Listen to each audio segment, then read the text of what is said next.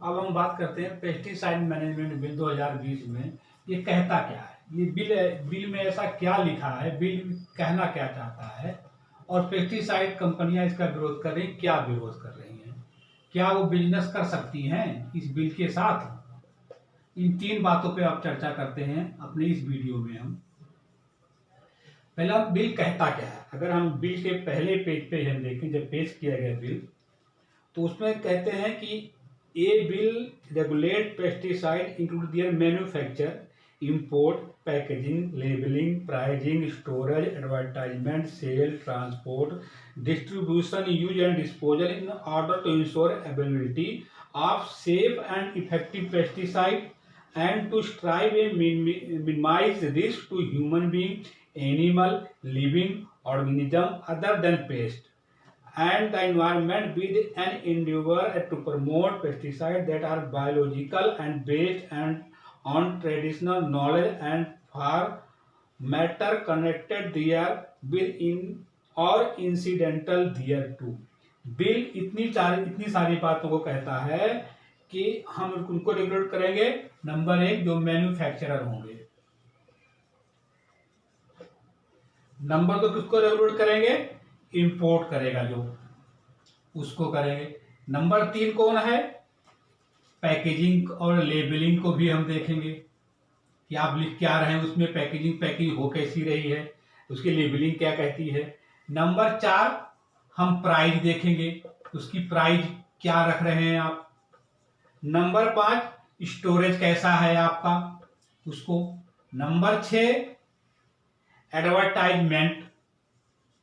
Advertisement जो कंपनियां करती हैं अपने प्रोडक्ट को प्रमोट के लिए, वो किस एडवर्टाइजमेंट कर रही हैं, उसका क्या इफेक्ट है, क्या होना चाहिए। नंबर सात आते हैं सेल, आप सेल कैसे कर रहे हैं। नंबर आठ, ट्रांसपोर्ट, आप इसको माल को ले कैसे जा रहे हैं, आपका ले जाने का तरीका क्या है, सेफ है कि नहीं है। डिस्ट्रीब्यूशन, आप इसको डिस्ट्रीब्यूट कैसे करेंगे, किसके थ्रू करेंगे, कैसे क्या मैकेनिज्म अपनाएंगे। नंबर 10, यूज, जो यूज करेगा उसके लिए भी क्या, वो यूज कैसे करेगा, ये भी बिल रेगुलेट करेगा। एंड डिस्पोजल है, यूज एंड डिस्पोजल, यूज करने के बाद उसका डिस्पोजल भी जो है इसमें लाया गया है। और 11वां चीज है, सबसे बड़ी बात जो आती है, सेफ एंड इफेक्टिव। यही दो वर्ड ऐसे हैं जो कोई पेस्टिसाइड कंपनियां बिजनेस नहीं कर सकती हैं, जो मैं आपको बाद में बताऊंगा। बाकी तो सब कुछ चल जाएगा, किया जा सकता है, लेकिन यही दो वर्ड ऐसे हैं जिसको आप बिजनेस नहीं कर सकते हैं। और इस बिल आने के बाद में पेस्टिसाइड कंपनी शायद बिजनेस करेंगे तो उनका ही रिस्क होगा, आपको बताएंगे क्या इसके साइड इफेक्ट होंगे और क्या, किस पर्पज के लिए, मिनिमाइज ऑफ ह्यूमन रिस्क। जो अब बता रहा हूं ये 3 4 पॉइंट 11 और 12 13 क्या क्या कहा इस बिल में। रिस्क ह्यूमन बीइंग, किसको, ह्यूमन बीइंग को रिस्क कम करता हो, एनिमल्स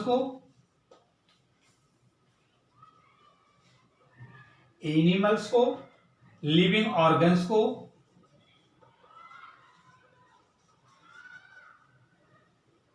अदर देन पेस्ट, जो पेस्ट में नहीं आते हैं, जो हार्मफुल नहीं हैं, जो जब शुरू में बताया था आपको पहले वीडियो में कि यूजफुल और हार्मफुल, जो हार्मफुल पेस्ट नहीं हैं और जो यूजफुल हैं उनकी सेफ्टी के लिए ये सब तो ठीक है, ये तो प्रोसीजर मैन्युफैक्चरर वो होगा, कोई बनाएगा, कोई इंपोर्ट करेगा, वो बनाएगा तो पैकेट में बनाएगा, लेबलिंग भी करेगा, लिखेगा, पैसे लिखेगा, उसके इंग्रेडिएंट्स लिखेगा, उसके यूज का सिस्टम लिखेगा, उसके इफेक्ट्स लिखेगा।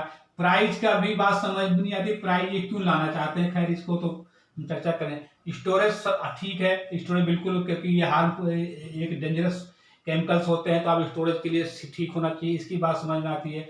एडवर्टाइजमेंट, एक जो है ये व्यक्ति अपने किसी चीज की एडवर्टाइजमेंट कर रहा है, ये लेने में डिपेंड करता है, उसकी भी कोई दिमाग होगा कि कोई कह दे आसमान कोई कूद जाएगा, कोई तुम्हें स्वर्ग मिल जाएगा।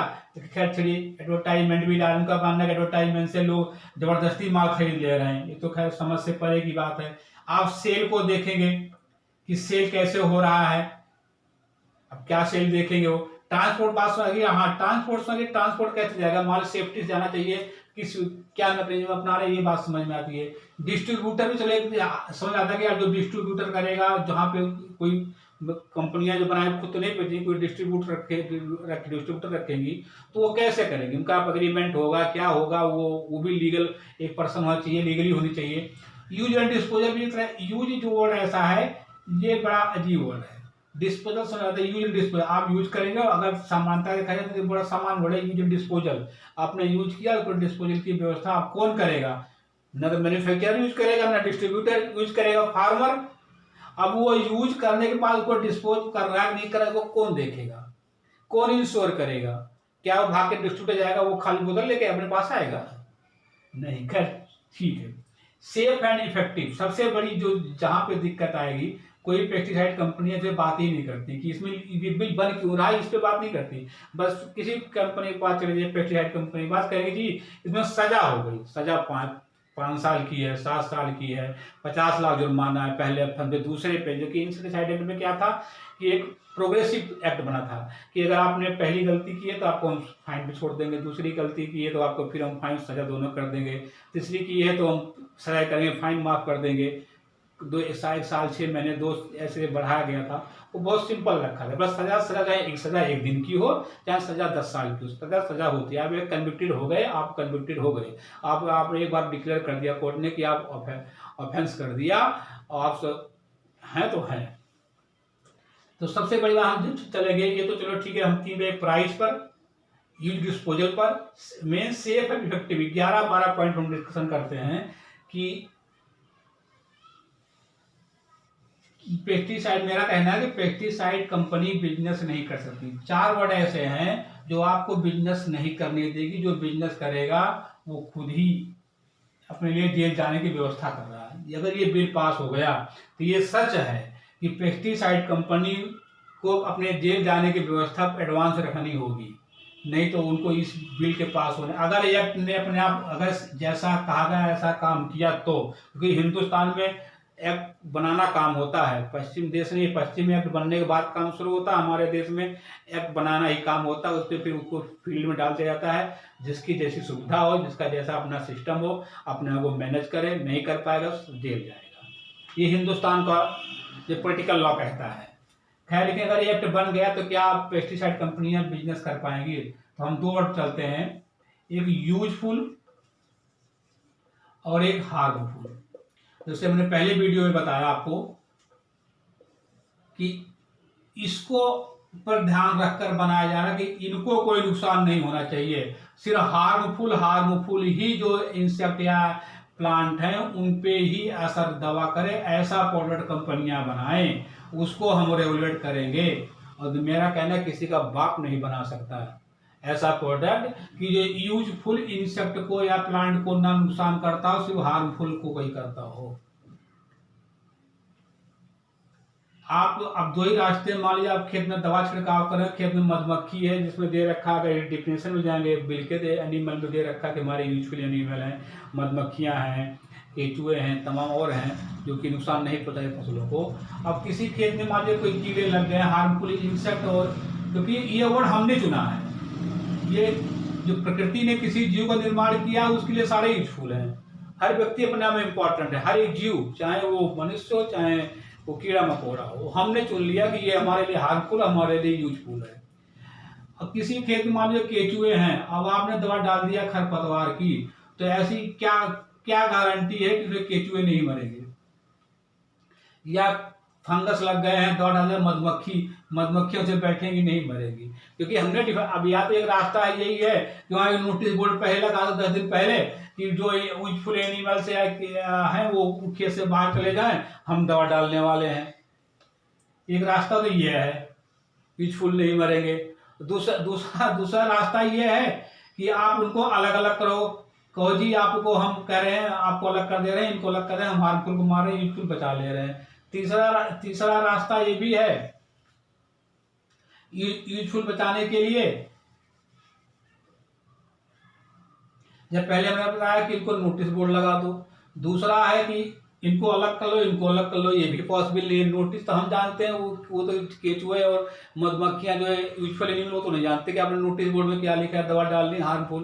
तो साथ ही साथ रह रहे हैं, सबका अपना अपना एक जीवन प्रक्रिया चक्र है, चल रहे हैं। तीसरा ये है कि आप इनकी दवा डालें, इनकी इम्यूनिटी हार्ड कर दो, कोरोना की तरह इनकी इम्यूनिटी इतनी हार्ड कर दो कि ये मरेंगे नहीं, सिर्फ यही मरेंगे, जो कि प्रैक्टिकली पॉसिबल ही नहीं है।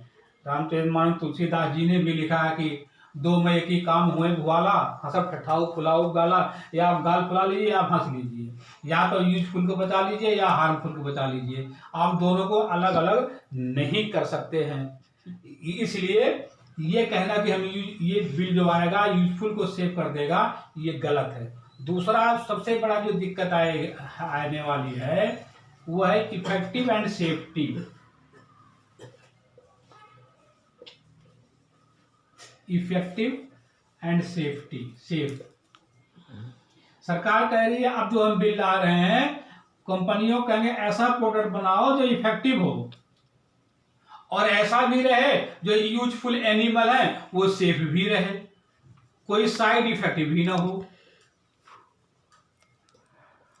दो बातें की जा रही है। हमने कहा ना कि हंसब ठठाओ फुलाओ गाला, या तो आप इफेक्टिव भी बना सकते हैं या आप सेफ्टी लेके, दो में से एक साथ में, दोनों के विरोधाभास है। ये फार्मूला हर जगह लागू नहीं होता, ये रोड पे लागू होता है कि आप गाड़ी चलाएंगे तो आप भी सुरक्षित रहेंगे और इस तरीके चलाइए, इफेक्टिव चलाइए, ध्यान से चलाइए और आप भी सुरक्षित। दूसरा ये तो वहां चलता है रोड पे, सड़क पे, लेकिन क्या खेतों में है? एक प्रोडक्ट बनाने में 10 साल से 15 साल लग जाते हैं कंपनियों को, साइंटिस्टों को एक प्रोडक्ट बनाने में, कि किसी चीज को बनाया गया है तो वो उस खरपतवार को मॉनिटर कई लेवल पे टेस्टिंग होती है, तब जाके एक प्रोडक्ट लॉन्च होता है। और हमने 15 साल तक काम किया, आपने कहा जी नहीं तो इफेक्टिव नहीं है। अब तो एक ही रास्ता है, या तो इफेक्टिव बता दो आप कितने % किस केमिकल में बनाना है, या हमें बना के दे दो कंपनियों की, भाई 25% इसमें ये सॉल्ट मिलेगा और ये इफेक्टिव रहेगा, आप डिफाइन कर दो। कंपनियां तो वो बनाती हैं जो कि वैज्ञानिक बनाते हैं, टेस्ट करते हैं कि ये खरपतवार को मारेगा, ये फंगस को मारेगा, ये इंसेक्ट को मारेगा, वो तो टेस्टिंग होती है। और मान लो आपने बना दिया, जो सरकार ने कहा कि इफेक्टिव है, ये बन गया, लेकिन अब ये कैसे आप करोगे कि वो जब आप डालोगे तो वो सेफ्टी भी, यूजफुल एनिमल और यूजफुल प्लांट को, ऑर्गेनिज्म को और वाटर को, वो सुरक्षित रहेगा, इसको कौन करेगा? आप किसी भी हालत में ये बिल पास होने के बाद पेस्टिसाइड कंपनियां बिजनेस नहीं कर सकती हैं। प्रोडक्ट तो बना लेगी पर उनको जेल जाने के लिए तैयार रहना चाहिए। मेरा यही कहना कि आप बिजनेस नहीं कर, दो वर्ड ऐसे हैं इफेक्टिव एंड सेफ्टी और यूजफुल और हार्मफुल, जो हमने बनाए हैं, लेकिन प्रैक्टिकली ये किसी आज तक किसी भी तरीके से संभव नहीं है।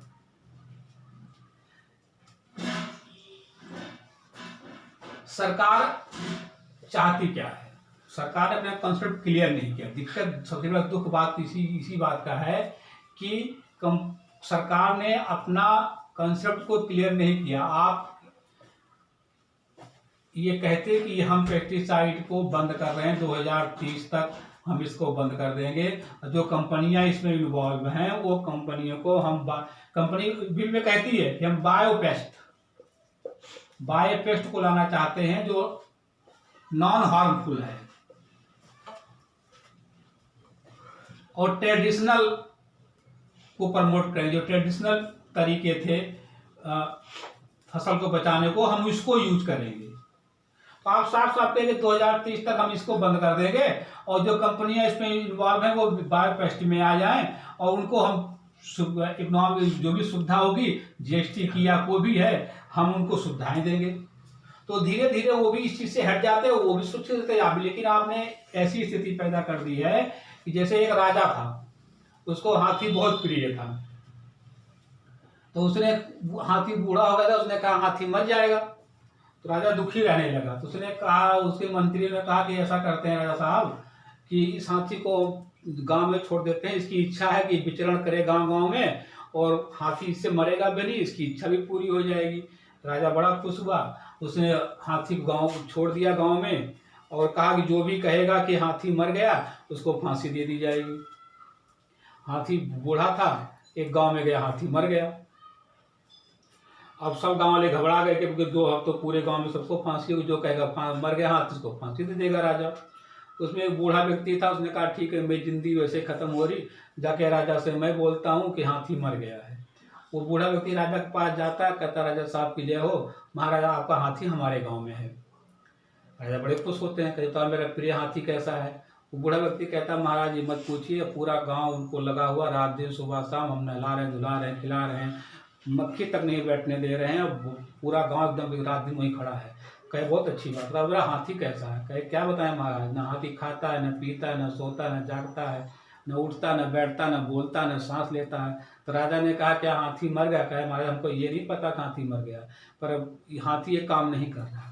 तो ठीक उसी बूढ़े व्यक्ति का सरकार भी कर रही, सरकार ने बिल ऐसा बना दिया है कि आप बिजनेस कर ही नहीं सकते, और जैसे आप और ये सरकार ये भी नहीं कह रही इसको बंद कर दीजिए, लेकिन चाहती है, क्योंकि हमारे देश में अगर आप सीधे कह दीजिए नहीं होगा तो विरोध हो जाता, आग लग जाती देश में। तो मेरा यही कहना है इस बिल में कि ये बिल जो प्रैक्टिकली संभव नहीं है। इस बिल को आने के बाद में पेस्टिसाइड कंपनियां बिजनेस नहीं कर सकती किसी भी कीमत पर। कि पेस्टिसाइड कंपनियां किसका विरोध कर रही हैं कि जिसमें सजा ज्यादा है, वो सजा की बात कर रही हैं।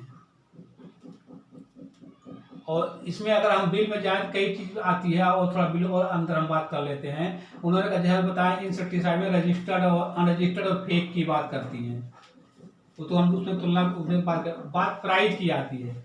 आप प्राइस तय करेंगे, अजीब बात है कि आप एक जिस प्रोडक्ट में एक कंपनी खुद चलाती है, कंपनी में क्या क्या दिक्कतें आती हैं और वो कैसे काम करता है, आपको उसको लेबर को सैलरी देनी है, हर साल सैलरी बढ़नी है, विश्व का जो है मार्केट देखना पड़ता है, उसको कच्चा माल चढ़ता हो तो का भाव गिरता रहता है, डॉलर कम होता रहता है। सबसे बड़ी बात है कि ये बिजनेस जो है किस पर डिपेंड है, आज हमारे देश में किस पर डिपेंड है, मानसून पे। मानसून अच्छा आया, साल 2 साल तो बिजनेस अच्छा चल गया, लोग यूज कर रहे हैं, नहीं तो उस पर कंपनियों को अपनी लागत निकालना मुश्किल हो जाता है। उसके ऊपर आप प्राइस तय करें। आपने मान लो इस साल अच्छी मानसून आया, आपने कहा जी 20 रुपया बिकेगा, 2 साल मानसून ही नहीं आया तो आप तो 20 रुपया ही रखोगे, 5 में तो करोगे नहीं, 5 में करेगा। अब लेबर को कहाँ से तनख्वाह देगा, वो बिल्डिंग खर्चा कहाँ से देगा, केमिकल कहाँ से लाएगा, जो प्राइस जो कच्चे माल बन आ रहे हैं, इतना कंपटीशन पे विश्व कहाँ से करेगा। तो ये प्राइस रखना है सरकार की, अब किस विचार से रखा है सरकारी समझ सकती, बता सकती है, इसका कोई लॉजिक नहीं है। आप प्राइस रखते हैं, फिर आप रखते हैं, अगर मान लीजिए कहीं पे कोई यूज किया और उससे उसकी डेथ हो गई, इंजर्ड हो गया, तो हमने कहा जी उसको हम एक फंड की व्यवस्था करेंगे, जो उसकी क्या कहते हैं वो उसको जुर्म दिया जाएगा, फंड्स की व्यवस्था रहेगी। और जब भी कोई व्यक्ति किसान या फार्मर इसे इंजर्ड होगा, लॉस होगा, उसको इस फंड से कंपनसेशन दिया जाएगा। आप सेक्शन 30 आप बिल का 34 पढ़िएगा, उसमें आता है कि हम फंड्स की भी व्यवस्था करेंगे। इससे अच्छा था आप पेस्टिसाइड कंपनियों को रिलैक्सेशन देती, पेस्टिसाइड का हर प्रोडक्ट को इंश्योर्ड कर देता कि मेरा हर प्रोडक्ट इंश्योर्ड है, जो यूज करेगा उसको इतना पैसा इसी प्रोडक्ट में इतना इसका क्लेम मिलेगा। आप फंड्स क्या कर रहे हैं, कई लोग कई तरह के रिमूव आ रहे हैं मार्केट में कि 60% तो कोर्ट जो जुर्माना वसूलेगी, जो सैंपल फेल हो गए जेल जाएंगे उनसे लूंगा मैं, 20% स्टेट देगी, 20% सेंटर मिलाएगी, इस तरीके से ये फंड से पैसा आएगा, उससे हम जो है कंपनसेशन देंगे। एक व्यक्ति को सजा हो गई, उसने 60 मालूम हो गई, उसको 10 लाख जुर्माना हुआ, वो अपील में गया, वहां 10 लाख जमा कर दिया, पैसा तो उसको मिलेगा नहीं जब तक केस डिस्पोज, वो लड़ेगा सुप्रीम कोर्ट तक, उसको 10 साल पैसा ये रिलीज नहीं होगा जो आपने लोअर कोर्ट ने डिसाइड कर दिया है। तो 10 साल तक पैसा यहाँ जाएगा नहीं, तो मान लो कल को बरी हो गया, ये पैसा सरकार वापस करे, बिन इंटरेस्ट वापस करे।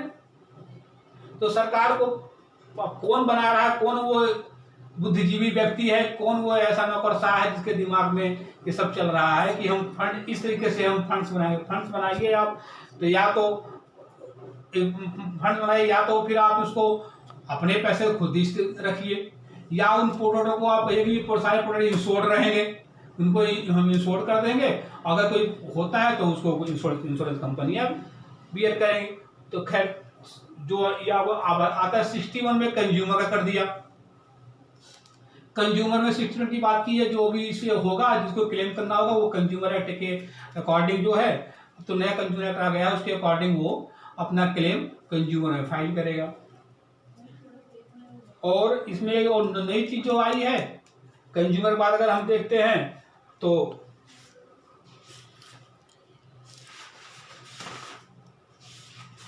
सबसे महत्वपूर्ण अगर हम बात करें, अगर कंज्यूमर के बाद जो बात करें कि यूज एंड डिस्पोज का,